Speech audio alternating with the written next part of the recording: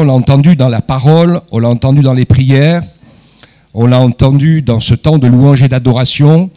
Je veux partager quelque chose de tellement simple, mais de tellement fort, essentiel, important.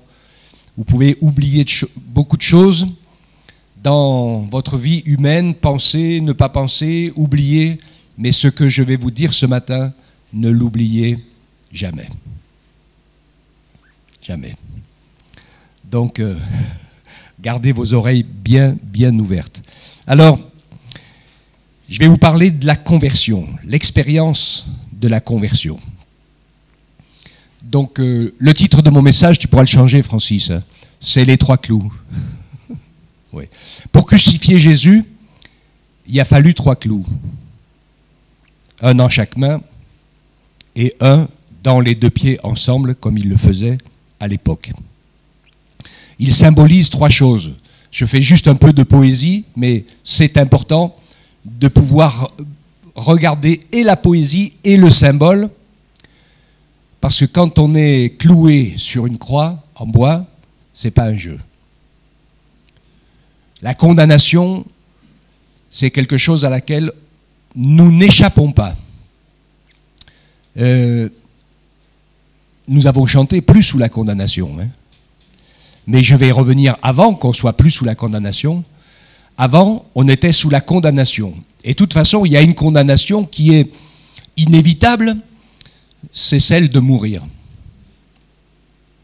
Nous sommes des pécheurs, et parce que nous sommes des pécheurs, notre corps mourra.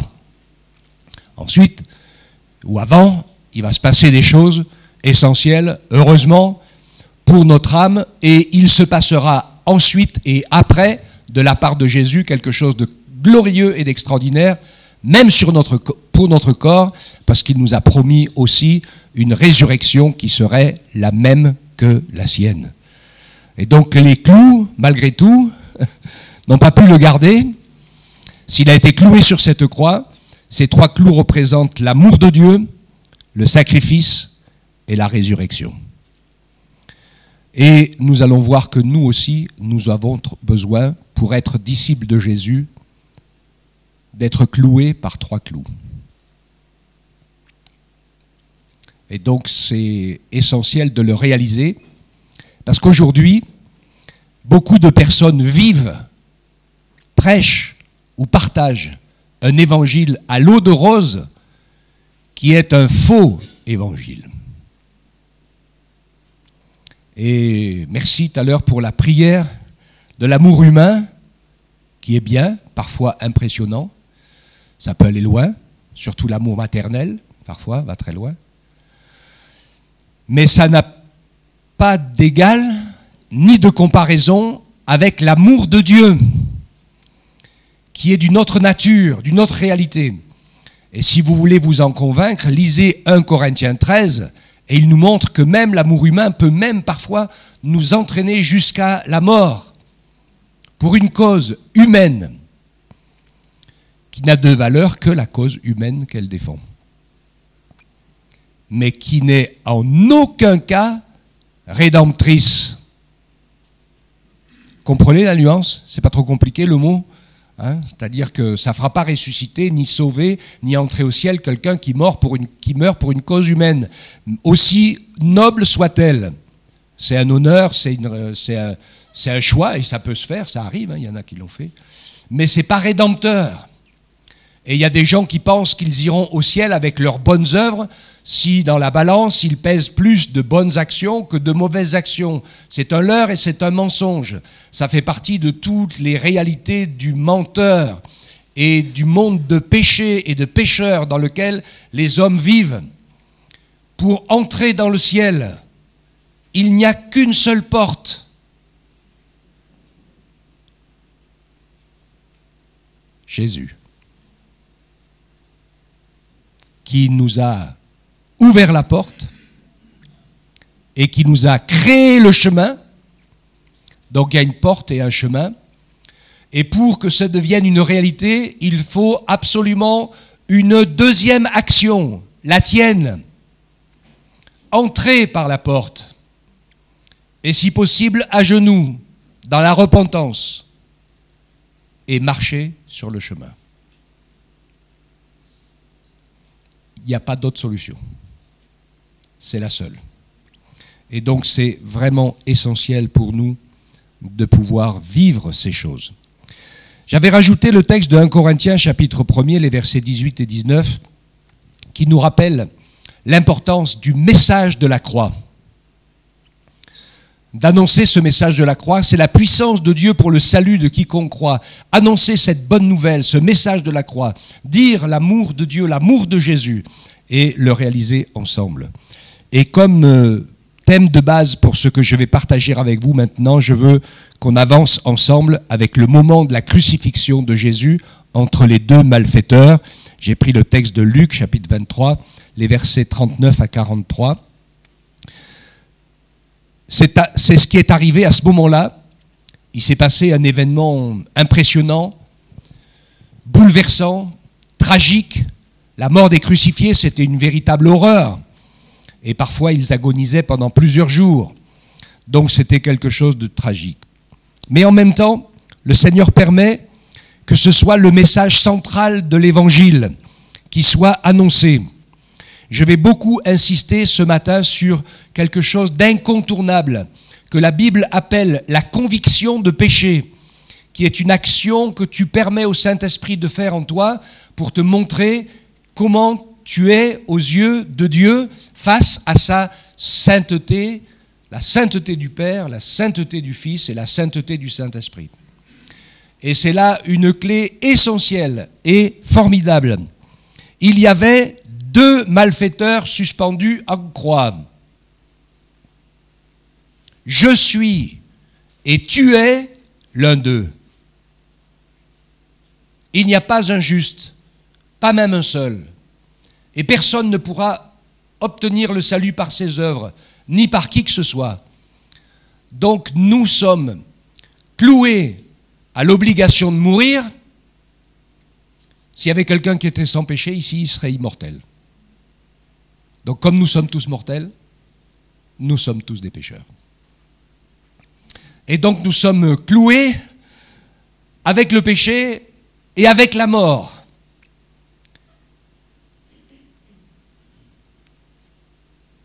Je fais le chemin avant qu'on soit chrétien. Et donc, en réalité, l'homme est perdu. Et l'homme est vraiment perdu. Il est perdu pour deux raisons. C'est que nos péchés nous séparent de Dieu et nous empêchent d'avoir relation avec lui et de rentrer au ciel. Ça, c'est catastrophique et tragique. Mais le plus catastrophique et le plus tragique, pour définir quelqu'un qui est perdu, c'est que les hommes n'en ont pas conscience. Et le plus difficile, c'est de prendre conscience de cette réalité, de demander au Seigneur si c'est nécessaire de nous le révéler par le Saint-Esprit, parce que c'est nécessaire d'être convaincu de péché par le Saint-Esprit. Jésus nous l'a promis, c'est un texte qui est dans l'évangile de Jean. Quand le Consolateur sera venu, c'est beaucoup plus bas, Jean 16, 8, quand le Consolateur sera venu, il convaincra le monde en ce qui concerne le péché, la justice et le jugement. Donc, il y a une différence entre croire et être convaincu. On peut se croire chrétien tout humainement. On peut se penser ne pas avoir peur de la mort et se penser soi-même en s'auto-congratulant qu'on ira certainement au ciel. Je me rappelle quand j'étais tout jeune chrétien que je distribuais des évangiles et des petites brochures pour amener à la foi des gens. Et j'ai rencontré une dame qui m'a dit « Mais moi, monsieur, si je ne vais pas au ciel, il n'y a personne qui ira. » Aïe, aïe, aïe, aïe, aïe, aïe. Alors c'était certainement une très bonne personne, mais elle a construit son salut sur ses propres œuvres. C'est une erreur fatale, catastrophique. Alors, tout est une question de taille. Il y a des petits qui se sentent grands et des grands qui se sentent petits. On va définir ensemble qu'est-ce que c'est que quelqu'un de perdu. Je vais partager avec vous qu'est-ce que c'est l'œuvre de Jésus et du Saint-Esprit. Et puis qu'est-ce que c'est d'être racheté. Et puis ensuite, comment fonctionner en tant que disciple, pas en tant que croyant. Beaucoup de gens sont croyants, beaucoup de gens sont chrétiens, beaucoup de gens aiment la Bible ou la parole de Dieu, mais ils sont juste croyants, pas disciples. Et ça fait une grande différence. Alors, quelle est la définition de quelqu'un qui est perdu? Il y a plusieurs familles de gens perdus. La première, ce sont les ennemis de Dieu. Il y a des gens qui se sont déclarés naturellement ennemis de Dieu, qui ne croient pas en Dieu, qui ne veulent pas de lui, et qui inventent toutes sortes de théories pour essayer de prouver que Dieu n'existe pas. C'est une première catégorie de perdus. Ceux qui vivent dans toutes sortes de péchés, qui sont prisonniers et esclaves de leurs péchés.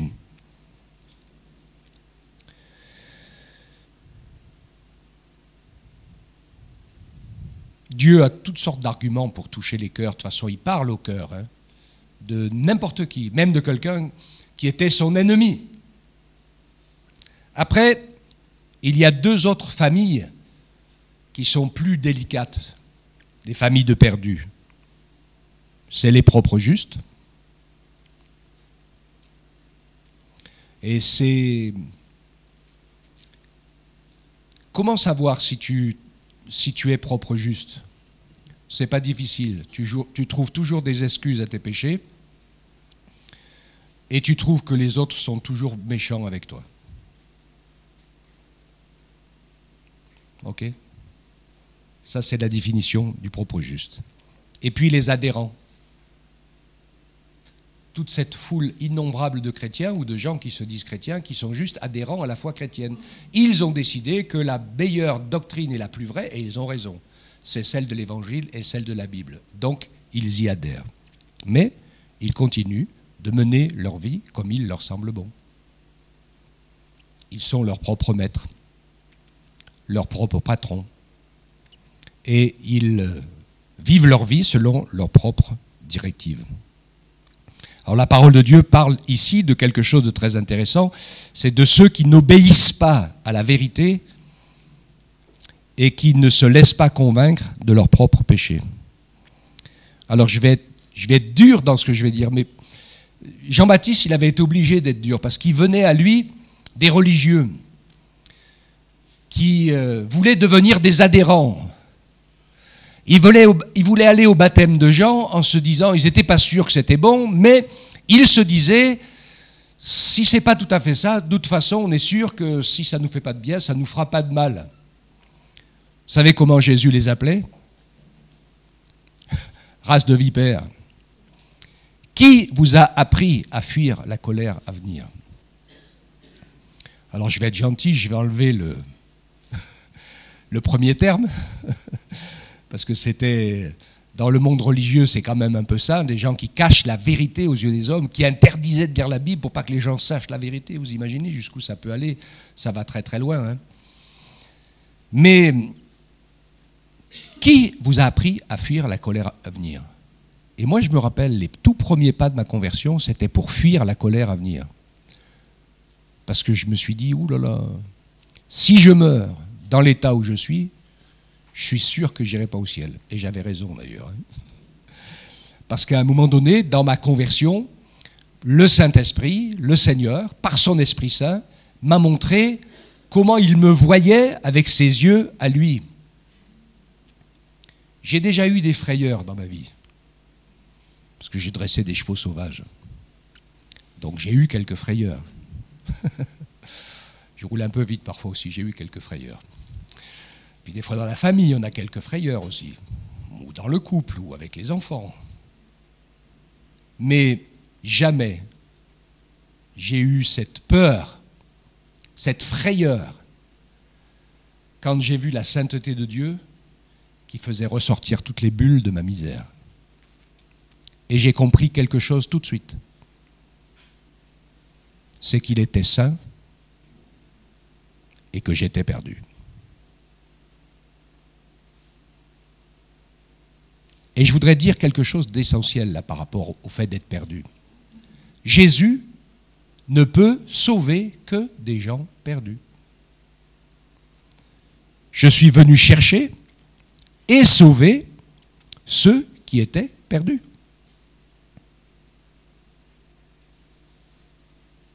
C'est pour ça que la Bible parle de la nouvelle naissance. Et le premier chemin le plus dur, c'est être convaincu de cet état de pécheur perdu, incapable de se sauver lui-même, qui a besoin de la grâce de Dieu et que chaque péché enfonce un peu plus et sépare de la sainteté de Dieu. Il faut que tu saches une chose, tu ne rentreras pas dans le ciel avec tes péchés collés à la peau. Hein. Il faut régler le problème. Et t'as beau croire en Jésus, y croire de tout ton cœur, de toutes tes forces, ça ne fonctionne pas.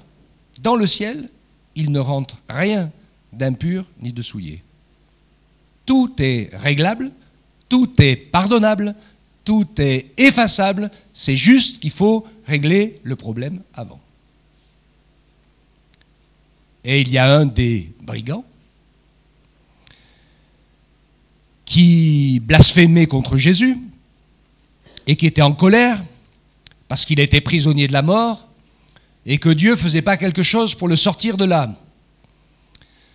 Et Dieu n'a rien fait pour le sortir de là parce qu'il avait déjà fait son choix. Vous voyez ce que je veux dire? Il y a des gens qui, les hommes font ça, qui meurent dans une catastrophe. Le texte de l'Évangile répond à toutes les questions. Des gens sont venus voir Jésus. Qu'est-ce qu'ils ont fait de terrible, ces gens qui ont été massacrés par Pilate pendant qu'ils offraient des sacrifices, ou ceux sur qui la tour de Siloué est tombée, qu'elle les a tous écrasés. Et Jésus leur a dit, ils n'ont pas fait quelque chose de plus mal que plus les autres. Non, non, il a dit, non, mais si vous ne vous repentez pas, vous périrez comme eux. Ça ne veut pas dire écrasé par une tour ou massacré dans les sacrifices ou malade sur un lit ou crucifié sur une croix ou dans un accident de voiture, ce qui risque d'arriver à quelqu'un bientôt. Mais le drame, c'est de mourir perdu, sans avoir fait la paix avec Dieu et sans avoir réglé le problème de ses péchés. D'accord ?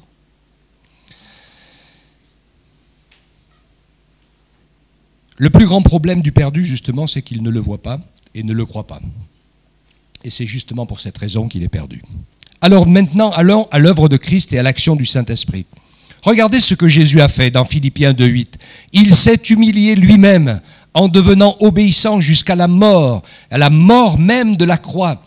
Donc ce que nous voyons dans la croix de Christ, c'est qu'il s'est identifié à nous. Et donc il est allé nous chercher dans nos péchés, dans notre mort, aussi bas que nous soyons tombés. Il est allé nous chercher. Et nous pouvons venir à lui. Et il ne rejettera personne qui vient à lui. Il ne brise pas le roseau cassé. Il n'éteint pas le lumignon qui fume. Quelle que soit ta situation, quoi que tu aies fait, quoi qu'il en soit, tu peux toujours revenir à Jésus. Tant que tu es vivant, bien sûr. Vivant sur la terre. C'est ce miracle de la notion du temps et de notre mortalité qui fait que la rédemption est possible pour nous. Ça serait trop long de s'expliquer là-dessus. Donc Jésus a fait une œuvre incroyable.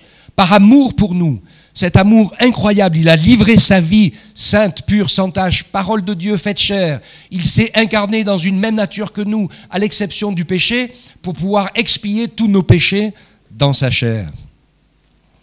Je ne vais pas insister beaucoup sur ce côté-là parce qu'on le connaît les uns et les autres, ce côté-là. Donc il s'est humilié lui-même, car le Fils de l'homme est venu chercher et sauver ceux qui étaient perdus. Le plus grand s'est humilié, il s'est fait le plus petit par amour pour nous, pour pouvoir nous racheter. Les petits et les grands et les petits. Souvent les perdus se prennent pour des grands, c'est pour ça qu'ils sont perdus. Mais celui qui est la vérité, la vie et le chemin, Jésus, il s'est fait le plus petit. Il est le plus grand parce qu'il s'est fait le plus petit. Donc je vous avais dit que je parlerais de plus grand et de plus petit. Hein. Voilà. Donc c'est une réalité. Donc Jésus est venu nous chercher. Et depuis qu'il est ressuscité, qu'il est au ciel, il a envoyé son Esprit Saint Et il disait, quand l'Esprit Saint, le Consolateur, Jean 16,8, je vous l'ai cité, sera venu, il convaincra le monde de péché, de justice et de jugement. Le mot « convaincre » est un mot très fort dans la Bible, comme le mot « croire », qui est aussi un mot très fort. Le mot « croire », c'est connaître. Je vous fais souvent la petite démonstration, hein, vous vous rappelez, avec une chaise. Quand je dis que je crois que la chaise peut me porter, je suis comme un croyant. Mais si je suis avec la foi biblique, je dis la chaise peut me porter parce que je suis assis dessus. C'est toute la différence. Je ne vais pas le faire parce que je vais sortir de la caméra, mais celui qui exerce la foi biblique, qui est connaître Christ, son sauveur personnel, c'est celui qui est en Christ et qui dit « je connais Christ ». Comme il pourrait dire, je sais que la chaise peut me porter parce qu'il est assis dessus, il lève même les pieds, parce qu'il est sûr qu'elle le porte. L'autre, il fait juste que le dire. Il le sait avec sa tête. Mais il ne le vit pas. Il faut que nous puissions vivre la croix de Christ dans la repentance, en étant convaincus de péché. C'est ce qui nous permet d'être sauvés, c'est de réaliser qu'on est perdu.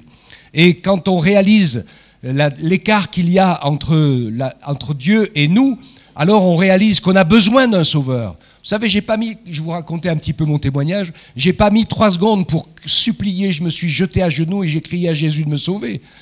Parce que quand j'ai vu dans quel état j'étais, dans quelle situation Dieu me voyait, avec des yeux d'amour. Mais comprenez la différence? Même s'il y a des yeux d'amour, il y a le péché. Il n'y a pas de cohabitation possible. La seule cohabitation possible pour Dieu avec le péché, c'est la croix de Christ. L'expiation dans un corps semblable au nôtre, qui a tout changé dans la révélation du Dieu d'amour.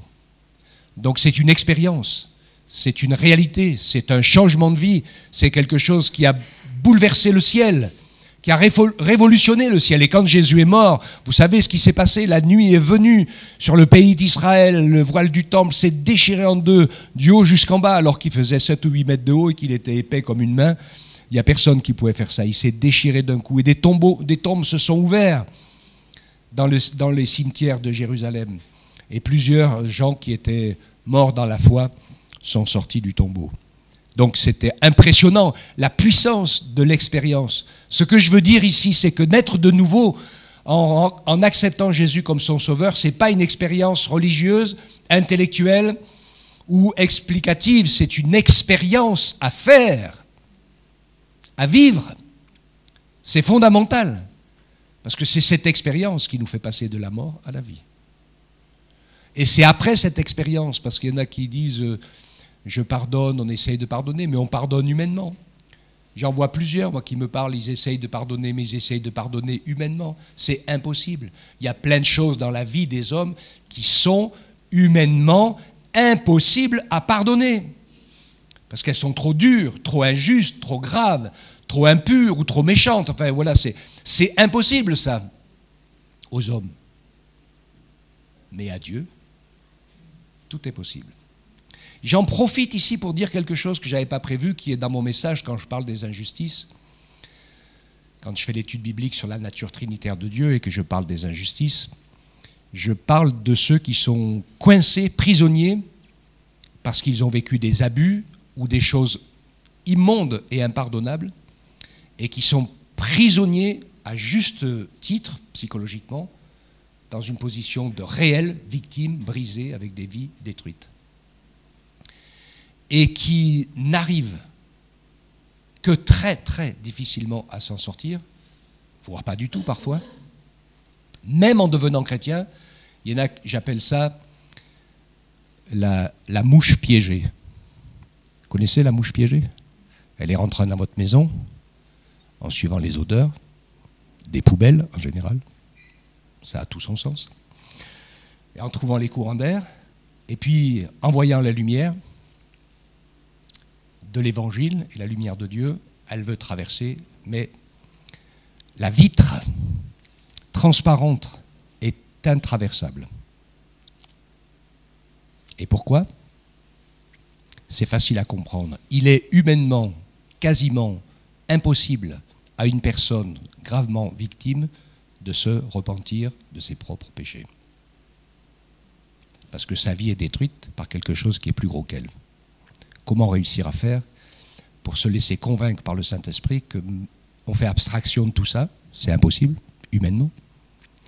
Et on permet au Saint-Esprit de nous faire vivre notre propre conviction de péché pour que Jésus puisse nous donner son vrai pardon. Et quand Jésus te donne son vrai pardon pour tes vrais péchés à toi, parce que même si tu as été victime, tu as quand même péché aussi, pas forcément sur ce problème-là, mais tu n'es pas parfaite, tu n'es pas parfait. Donc tu as besoin de te repentir et de vivre la nouvelle naissance. Et quand tu passes par là, la vitre explose. Parce que quand tu commences à vivre le pardon de Jésus, n'est-ce pas? Il n'y a plus rien qui devienne impossible à pardonner. Et Dieu est capable de guérir, de reconstruire, de faire des choses incroyables pour que cette cicatrice béante et terrible, tu puisses la toucher sans qu'elle ne te fasse plus jamais mal. Ça, c'est le miracle du pardon. La clé du pardon. C'est une clé à la porte de Jésus, le pardon. Pardonne-nous nos offenses comme nous aussi nous pardonnons à ceux qui nous ont offensés. Car si vous ne pardonnez pas aux hommes leurs offenses, moi je ne vous pardonnerai pas non plus. Alors ce n'est pas un marché aux puces que le Seigneur y fait ici, mais il dit une parole qui nous montre que vivre le pardon, c'est quelque chose de spirituel, par le Saint-Esprit, dans une profonde repentance de ses propres péchés, qui a montré que tu es perdu. Et que tu as besoin de Jésus comme ton sauveur et que son sang expie tes péchés pour que tu sois sauvé. Alléluia. Et de perdu que tu étais, tu deviens sauvé par Jésus et par le Saint-Esprit qui a versé son sang pour toi et que tu as déposé tous tes péchés, ton état de péché, au pied de la croix. Amen. C'est la différence entre les adhérents et les disciples. Voyez la nuance? Elle est de taille. L'œuvre de Jésus, convaincre de péché. Cette conviction de péché par le Saint-Esprit nous emmène à la conviction de la justice. Et la justice de Dieu, c'est Christ. Ce n'est pas de régler les comptes avec tout le monde, parce que si Dieu commençait à faire justice sur la terre, il y a des gros poissons qui perdraient cher, hein. Mais les petits poissons, ils perdraient autant. Ouais. Et personne n'est juste. Il n'y a pas un juste, pas même un seul. Et si les hommes seront condamnés, ceux qui iront à la perdition et qui souffriront pour l'expiation de leurs propres péchés pendant l'éternité, ce n'est pas parce qu'ils ont fait des gros péchés, c'est juste parce qu'ils n'ont pas voulu du seul remède, de la seule solution, Christ, qui est le sauveur du monde. Pas comme le disent les religieux en disant qu'on ira tous au paradis, mais en disant le sauveur du monde, dans le sens où il n'y ait pas un seul homme ni une seule femme qui ne puisse être sauvé par Dieu s'il le veut. Et c'est pour ça qu'il dit que car Dieu a tant aimé le monde qu'il a donné son Fils unique, afin que quiconque croit, donc quiconque c'est un singulier universel. Ça n'exclut personne, mais c'est personnel, c'est pour moi et c'est pour toi. Et personne d'autre, tu n'es pas sauvé à ma place, je ne suis pas sauvé à ta place. C'est individuel et personnel. Alléluia. Convaincu de la justice. Donc, de la même manière que tu as su que tu étais pécheur, que tu étais perdu et que tu allais droit en enfer comme les autres, tu sais aussi que Jésus a payé pour toi, qu'il a payé le prix, que son sang a été versé à la croix du Calvaire, qu'il a vaincu le péché, il a vaincu la maladie, il a vaincu la mort, et donc tu es racheté par le sang de Jésus. Et quand on a vécu cette expérience, alors on est convaincu aussi de la troisième chose, c'est du jugement. C'est que la notion de perdition et de salut éternel ou de perdition éternelle devient gravée en toi. Et les racheter. C'est un verset de l'Ancien Testament que j'aime beaucoup qui nous parle de la réalité d'être racheté et sauvé par Dieu. C'est Job 33, 27. C'est un très très beau verset. Cet homme qui a été, vous lirez le contexte et vous verrez ce qui s'est passé, parce que Dieu lui a parlé, il lui a parlé dans son sommeil, il lui a parlé par les soucis de la vie, il lui a parlé par la maladie, il était jusqu'aux portes de la mort, Dieu lui a parlé pour l'amener au salut, et puis il a trouvé la grâce avec un ange intercesseur qui est le Christ en personne, et le salut que Dieu lui a donné, qu'il ne méritait pas. Et il dit, je chante devant les hommes et je dis, j'ai péché, j'ai perverti ce qui était droit, et je n'ai pas été traité comme je le méritais. Dieu m'a fait grâce, il m'a pardonné, il m'a sauvé. Alléluia.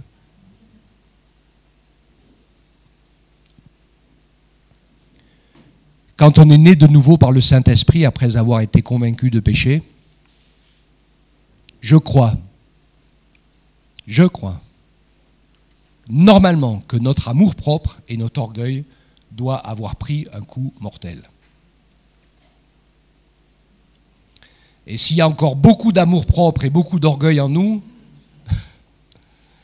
c'est inversement proportionnel à la conviction de péché. Vous voyez ce que je veux dire ? Alors il y a un deuxième brigand. C'est moi, toi, j'espère. Le deuxième brigand, il était pareil au début. Parce qu'on n'est pas meilleur que les autres. Et puis on fait encore des âneries. Et moi le premier. Je pense que s'il y avait quelqu'un de parfait, ça se saurait. Donc voilà, c'est pas évident. Donc on est le deuxième brigand. Et puis on va payer pour nos péchés aussi. Parce qu'on va mourir. C'est sûr. Par contre, il y a quelqu'un qui est crucifié à côté de nous. Et cet homme, il dit quelque chose de fondamental. Ne crains-tu pas Dieu ? Tu subis la même condamnation ? Il dit, pour nous c'est justice. Nous recevons ce qu'ont mérité nos actes. Mais celui-ci n'a rien fait de mal. Et il dit, Jésus, souviens-toi de moi quand tu viendras dans ton règne. Jésus lui répondit, en vérité, je te le dis, aujourd'hui, tu seras avec moi dans le paradis. Amen. Alléluia. Cet homme vit une révélation, une conviction. Parce que Jésus, c'était un crucifié comme eux. Hein. Il n'était pas plus beau, il était aussi sale, aussi nu, aussi dévêtu, aussi saignant, aussi massacré de coups qu'ils l'étaient les uns et les autres, et cloué de la même manière. Donc il n'y avait absolument aucune différence. Ce n'est pas avec ses yeux qu'il a vu que Jésus était le sauveur du monde. Mais vous savez ce qui lui a ouvert la porte de la révélation, la clé de la révélation ? C'est très simple. C'est la repentance. C'est nous recevons ce qu'ont mérité nos crimes. C'est la première démarche. Et la deuxième, c'est que lui, il n'a rien fait de mal. Et puis il y en a un troisième clou. Il y en a un troisième. C'est que dans sa prière, il dit « Souviens-toi de moi quand tu viendras dans ton règne. » Parce qu'en se repentant de ses péchés et en reconnaissant que Jésus est le Sauveur saint et sans péché, il a reçu la conviction qu'il pouvait être sauvé. Il y a une espérance là-dedans. Une espérance incroyable, qui sort de je ne sais pas où, d'outre-tombe. Cette expérience où il dit « Souviens-toi de moi quand tu viendras dans ton règne ». Mais où il a inventé ça ? Il n'est pas allé au catéchisme, il n'a rien appris, il n'a rien entendu. Il a eu cette foi qu'il s'est emparée de lui par révélation du Saint-Esprit. Et Jésus lui répond, tu seras avec moi aujourd'hui dans le paradis. Alléluia. C'est le premier qui ne meurt pas comme les autres.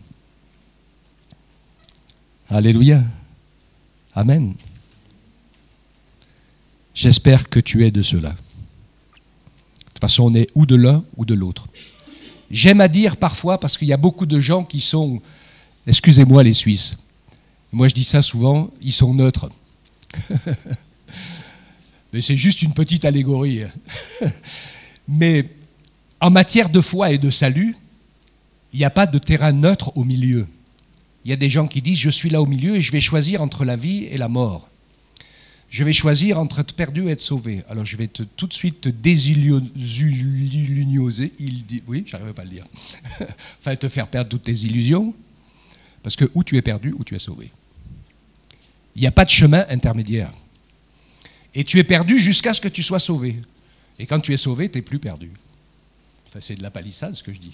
Mais c'est une réalité fondamentale, essentielle. Et en général, tous ceux qui sont nés de nouveau, eh bien, ils se rappellent, des fois c'est une petite période, des fois c'est une fraction de seconde, des fois c'est quelques semaines ou quelques jours, où certains c'est marqué là dans le temps avec une pierre, d'autres c'est à ce moment-là que ça s'est passé.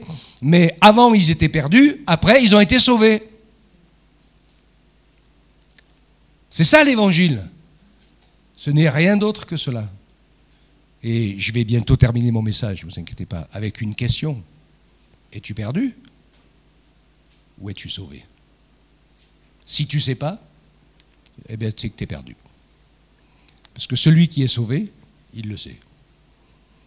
Donc c'est essentiel de ne pas rester comme ça, comme ce brigand sur la croix.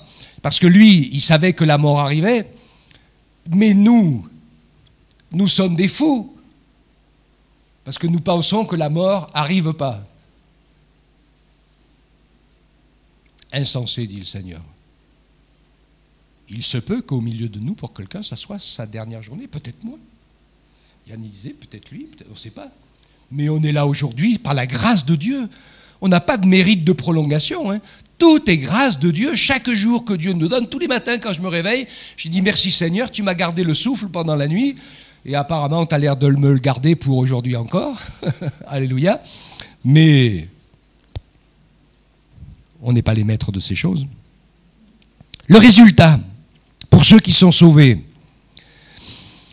c'est de la gratitude envers Dieu, la crainte de Dieu, l'humilité, l'obéissance, l'amour pour Dieu et son prochain, et l'adoration pour notre Père. Gratitude, crainte de Dieu, humilité, obéissance, amour pour Dieu et pour son prochain, adoration pour notre Dieu. Parce que l'adoration est une dimension dans laquelle Dieu nous demande d'entrer et qui est normale, qui est bonne, qui est logique, qui est le résultat du salut, qui est d'avoir une relation spirituelle avec Dieu, dans la louange, dans la reconnaissance, qui n'est pas liée à une liste de prières. Il n'y a pas beaucoup de gens qui adorent Dieu, il y a beaucoup de gens qui prient Dieu. On est toujours en train de demander. On passe notre temps à demander. De temps en temps, on est un peu repris quand même, alors on prend un peu de temps pour remercier aussi. Ça nous arrive, mais alors pour adorer, pour venir dans la présence de Dieu sans avoir rien à lui demander et rien à le remercier, mais juste pour être avec lui. C'est ça l'adoration. Et c'est ton privilège. Quand tu es né de nouveau, tu peux adorer Dieu. Parce que Dieu recherche des adorateurs. C'est ce que le Père demande. Et donc, le dernier élément que je partage avec vous et qui manifeste le fait des rachetés, c'est que dans ce résultat de l'état dans lequel nous sommes, il y a des œuvres qui vont avec. Éphésiens 2:10, nous sommes son ouvrage. Nous avons été créés en Jésus-Christ pour des œuvres bonnes que Dieu a préparées d'avance afin que nous les pratiquions. Et je vais poser des questions. Depuis que tu es chrétien, qu'est-ce qui a changé dans ta vie et qui montre que tu es un disciple de Jésus? Je ne te demande pas d'y répondre, hein. Mais chacun répond dans son cœur. Parce que c'est essentiel de se poser la question.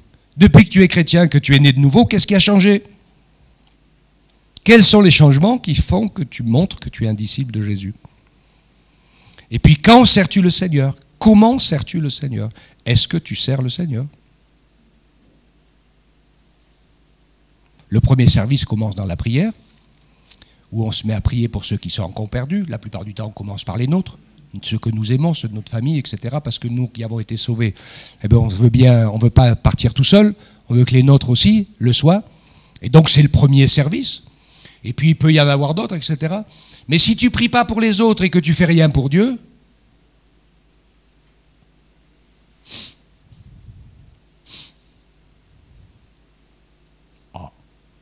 il y a un problème. Tu es plus croyant que disciple, en fait.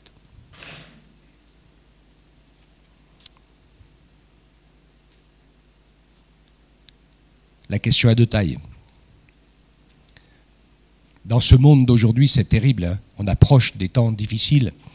Et les humains sont toute une bande de petites grenouilles qui essayent de se prendre pour des bœufs.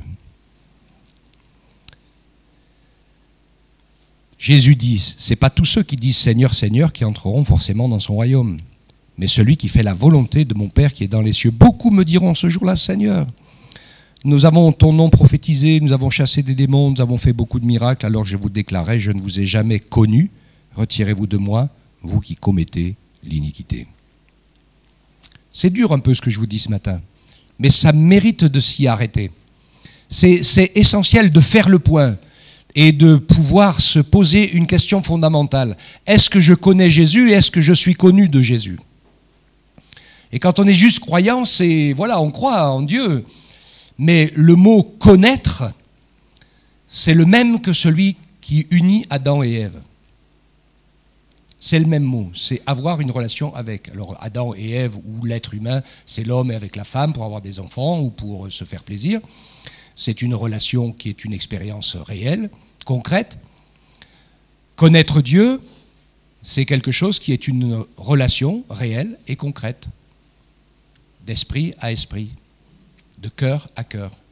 Ce n'est pas simplement « je suis croyant, je crois en la Bible, je crois en Jésus ». C'est une relation avec Dieu.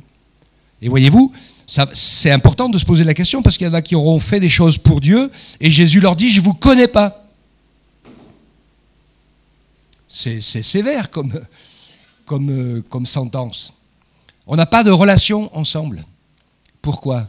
Parce que ça ne fonctionne que dans un seul sens. C'est toi qui demandes et du soir au matin, jour après jour, tu ne fais que ta volonté, tu fais que ce que tu veux et tu te sers de Dieu pour arriver à tes fins. Mais un disciple, c'est pas ça. Un disciple, c'est celui qui a renoncé à lui-même et qui sert Dieu et qui sacrifie sa vie à Dieu pour que Dieu fasse de sa vie ce que lui, il a décidé. Pour que nous entrions dans les œuvres que lui, il a préparées. Tu te poses la question si tu dois venir à cette église ou pas, comment tu dois servir le Seigneur, tu te poses des mauvaises questions. Parce que la question c'est est-ce que c'est bien, est-ce que c'est pas bien, est-ce que ça me plaît, est-ce que ça me plaît pas, c'est pas ça la bonne question, c'est Dieu où tu me veux. C'est pas si ça me plaît ou ça me plaît pas. Va où Dieu veut que tu sois, obéis. Et sers là où Dieu veut que tu sois, pas là où tu as envie. Ou pour faire ce qui te plaît, ou ce que tu veux.